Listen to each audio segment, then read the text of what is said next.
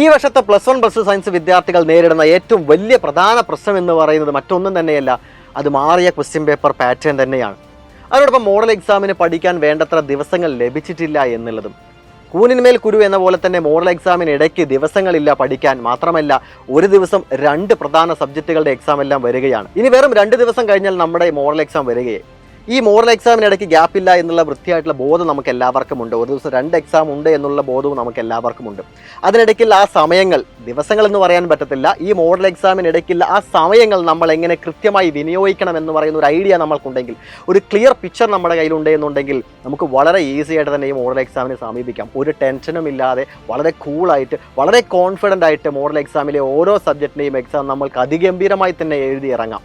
അതിനായിട്ട് ഈ സമയങ്ങളെല്ലാം ഏതൊക്കെ സബ്ജക്റ്റിലെ ഏതൊക്കെ ചാപ്റ്റേഴ്സ് പഠിക്കുവാൻ വേണ്ടി ഏതൊക്കെ സമയങ്ങളാണ് ചിലവഴിക്കേണ്ടത്, എത്ര സമയം ചിലവഴിക്കണമെന്ന് പറയുന്ന കൃത്യമായിട്ടുള്ള ഒരു ഐഡിയ നിങ്ങൾക്ക് തരുവാൻ വേണ്ടിയിട്ടുള്ള ഈ മോഡൽ എക്സാമിൻ്റെ അൾട്ടിമേറ്റ് സ്റ്റഡി പ്ലാനുമായിട്ട് സൈലത്തിൻ്റെ ടീം നാളെ വൈകുന്നേരത്തെ ലൈവിൽ വരുന്നുണ്ട്.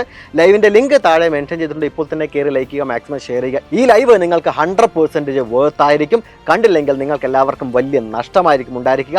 മോഡൽ എക്സാം വരെയുള്ള മോഡൽ എക്സാമിൻ്റെ അവസാന ദിവസം വരെ എന്തൊക്കെ ചെയ്യണം, നാളെ മുതൽ മോഡൽ എക്സാമിൻ്റെ അവസാന ദിവസം വരെ എന്തൊക്കെ ചെയ്യണം, ഏതൊക്കെ സമയങ്ങളിൽ എന്തൊക്കെ ചെയ്യണം എന്നുള്ള കൃത്യമായിട്ടുള്ള ഐഡിയ കാണുവാനായിട്ട് നാളെ വൈകുന്നേരം നമുക്ക് ലൈവിൽ വന്നോളൂ. ഞങ്ങൾ എല്ലാവരും ഉണ്ടായിരിക്കും. All the very best guys.